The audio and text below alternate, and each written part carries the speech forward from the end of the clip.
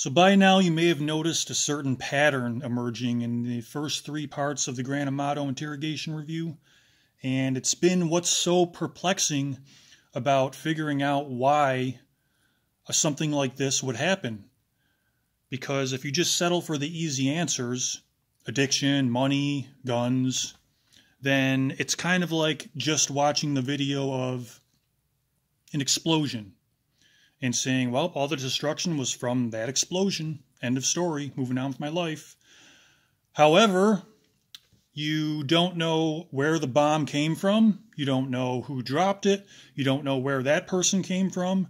You don't know why they were willing to come all this way to drop a bomb. And you're pretty much helpless to prevent it from ever happening again. So, in trying to get deeper than those surface easy answers that are just watching the explosion, that's what's been so difficult, is trying to bridge that huge ravine between an above average intellect that Grant Amato has and making the dumbest decision allowable under the current laws of our observable universe. And I came to realize the great irony to our species and the future fate of humankind in doing so. Because as it turns out, you actually have to be smarter to make a stupider decision. If a stupid person gets mad at someone, they might pick up a rock and throw it at them. And they might hurt that person, or maybe they miss and some collateral damage, they hurt someone else or break something. So that was pretty dumb, but not much damage. A highly intelligent person wanting to get revenge might design and develop a nuclear bomb, which is not only going to destroy their enemy, but possibly all of civilization. The only reason that they were allowed the luxury of designing and developing the nuclear bomb in the first place, because of the generations that came before them that created the society that allowed them to have the freedom to do so. They destroy all of that. They had to be smarter. The stupid person's not going to develop the bomb, but the smarter person could, which allowed them to make a stupider decision. And that's actually been around. That idea has been around for decades, ever since we started noticing other stars and other galaxies and other planets around those stars and wondering, why haven't we heard from other civilizations yet? And one of the ideas is that when a civilization or a species gets to a certain level of advancement, they wipe themselves out. So once they get to the evolution stage of being able to contact us or visit us, they wiped themselves out before they got there. They had to be smarter to make a stupider decision. So that's the cosmic scale. On a more personal level, when we're talking about someone like Grant Amato, who did the microcosmic version of that, where he wiped out his whole universe for less than nothing in return. The thing is, I got to make a quick correction, because where we left off in part 3, I was talking about Grant's foray into social media, and I kind of misspoke where I said that all of social media is worthless, and I didn't mean that. I just meant Grant's and every individual's position in social media is worthless. Social media does have value. It's the major communication source of our times, and it's as worthwhile as television was in the latter half of the 20th century. It's as worthwhile as radio was in the early half of the 20th century. Like, you remember that great radio play from the 1920s? Me neither. I'm sure there were great radio plays in the 1920s, but no one cares about them anymore. And that's exactly what everyone is going to say 100 years from now about all the big social media superstars of today. No one will care. So that's what Grant was realizing where we left off, and how he came to that crotch of the tree, the crux of his life, where he went off in the wrong direction And Grant is someone who should be remembered 100 years from now for all the wrong reasons, for the same reason that we need to remember dictators. You know, we have to see these paths that these rotten people went down and trod through so that we can notice the path and put up a sign, danger, don't go that way. That's the wrong way to go. Look what this person did when they went that way. So that's what we're trying to do, and trying to answer that question and trying to bridge that ravine. Is trying to put up a sign on that path that Grant took. But we have to find that path first so we can know not to go down it. And I don't think the easy answers are good enough. So, like I said before, what I love about this interrogation is how the ghosts of Grant's victims kind of come back to haunt him. And you can see it in Anderson, mostly Anderson in the beginning, and Malteri too later on, and then Jason later on, which is the best part of the interrogation, because I picture that if I was to be the victim of some kind of crime and I was in the afterlife and I became aware of the situation and what happened to me, I imagine imagine that, possessing the body of the interrogator who is questioning the person who took your life. And now you get to sit back in your place of impunity behind the eyes of the detective and bring justice to the one who made your life worse than it had to be. I would choose, if that was purgatory, I would choose purgatory over heaven. I'm sure heaven is a wonderful place, paradise for eternity.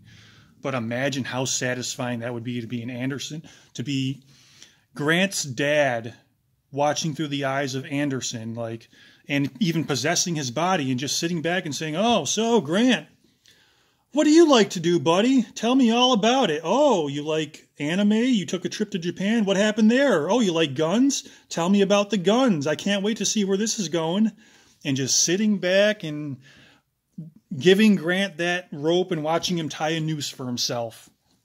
That has to be the ultimate satisfaction. And I just picture them watching through the eyes of those who talked to Grant in this interrogation. So on that subject, that's what Danny Anderson is doing. He's saying, after the talk about the anime and the trip to Japan, he's saying, "So what else do you like to do, buddy?" Almost with the voice of Chad. And we get Grant's first plot point in his anime that he's constructing as his cover story, where he sets up the first element here where he says, "Oh, well, a long time ago, my brother and I were gun enthusiasts, but when I had that 6 months of unemployment, I had to sell them all my guns. I had to sell them all." So there's a couple things going on there. Number one is that he wants the detectives to know that he hasn't used guns in a long time. So therefore, the crime that no one has mentioned yet couldn't have been Grant because he hasn't used guns in a long time. He was a gun enthusiast a long time ago with his brothers and their friends, but not anymore. And number two, he wants the detectives to believe that he couldn't have had a gun because he doesn't have them. He sold them all. So therefore, ignoring the fact that any person who asks the simplest follow-up question is going to say, well, you could still get a gun anywhere. There were guns in the house. You could have picked up any gun. And Cody's friends kind of told those different stories for us. They said how even though Grant's trying to portray himself as having no way of having a gun or used a gun in a long time, the one friend, I forgot his name, sorry about that, but he said how they would all go out shooting to whatever the shooting places are where you have fun shooting guns and no one gets hurt. Grant was by far the best shot. It would be a rare day when anyone would perform better than Grant could. So Grant was an expert marksman. We've kind of elaborated how Grant has been sort of inferior in almost every way to everyone that he's spent his whole life around, but he was superior in guns. That plays a part in this. And on the subject of how Grant sold them all and hasn't used any in a long time, so he couldn't have used guns in the crime that no one has mentioned yet. Another, well, I think this might have been the same friend, but a friend mentioned that one of his guns was missing, which was a similar style to what could have been used in the crime, and also that a few bullets were missing, which is the number of bullets that were used in the crime.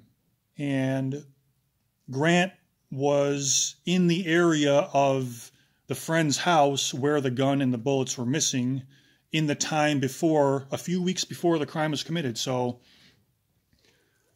and on that subject, I can forgive a really, really stupid decision that is spur of the moment. You've had all you can stand, you can't stand no more, and you just snap. There's too much stress. It's more than your mind and body can take, and you snap and you do something stupid that you immediately regret. What's just bumfuzzling about Grant is that he was planning it at least for weeks, ever since he was forbidden his free pass to Sylvie. He was planning this crime. And at no point did he think this might be the stupidest thing that a human being can possibly do. Maybe I shouldn't do it. Maybe there's another way. I'm a smart guy. I can think of something better, but no. It was premeditated. He stole guns and ammo from one friend, and he was the best shot, so he was going to use the one thing that he was superior out of all of his friends and family. The one thing he was superior was in shooting guns. So he was going to use that to solve his problem. By the way, you notice how guns and video games are kind of similar in that gun, you just squeeze a trigger to allegedly solve your problems. Video game, you just push a button to allegedly solve your problem. And in both, you don't really solve your problem. In a fantasy world, you do. People play video games where you paint a house, you do chores. You sit there and push the buttons to do the chores and paint the house and mow the lawn. But it doesn't actually do that in the real world. You think shooting someone's going to solve a problem. Is this solving my problem? Duh. It doesn't actually solve your problem. It just makes it worse for you. And others, but if you're shooting a gun at someone, you probably don't care about others. However, in your selfish brain, maybe this will get through. It is making it worse for you, you fucking moron. And Grant is a good example of that. So we get Grant's first loss of orientation. And he's trying to, since he's already established the first element of his anime, that he couldn't have had guns. Therefore, if you're going to bring up any murder by gunfire at any point in this interrogation, you already know that I couldn't have done it because I haven't shot guns in a while and I haven't had guns in a while. So he's trying to blend this fantasy world of his cover story with reality. And that can be disorienting to try to keep track of things. And we see his first loss of orientation with who he's supposed to be when he talks about how Cody paid for the lawyer to get, when Grant was brought up on that wrongful grand theft charge, where they had no evidence. He refers to, instead of, yeah, man, I really messed up. My family got me out of a jam there, and I really owe them. I would just be a booger on the underside of a bed in prison if it wasn't for my family. But instead of saying that and being grateful and thanking his lucky stars, he describes Cody paying for the lawyer because Grant was a loser at this point with no money, no income, and no way to get himself out of prison. So he describes Cody paying for the lawyer to get Grant out of prison for the grand theft charge for stealing the medicine to dope up his patient so he didn't have to do work. He describes that as Cody got kind of annoyed because he didn't know the fee for the lawyer was non-refundable. So it's inconvenient to Grant that Cody got annoyed that he had to pay for a lawyer for Grant, and it was non-refundable. So Grant at this point, like I said, he's been disoriented. He's been talking for a while. You probably noticed it if you watch my videos. I'm usually hoarse and I start to stumble over my words by the end because it's tiring physically and mentally to speak for a while. And that's where Grant is right now. He's been speaking for a while, and now he's just starting to enter this fantasy world and have it line up with reality. So even though he's shown a few examples of understanding how he looks and how his situation looks to people, that really throws a wrench in it, because anyone else will see how self-centered that statement is. Oh, I can't believe Coney got annoyed that he had to pay $8,000 to get me out of jail. It's totally clueless. It mitigates the stress that he was putting on his family. And it was just easy for Grant. It was all easy. He just sat there and waited for everyone else to do the work for him, which is a theme that runs through this whole thing that we'll see more hints of. So then next we get to hear Grant establish the characters of the anime that he's laying out, but I'm getting kind of long now. I'm probably going to have to get a new phone to record longer videos if I want to do these longer, so I'll see you in part 5. Have a good day.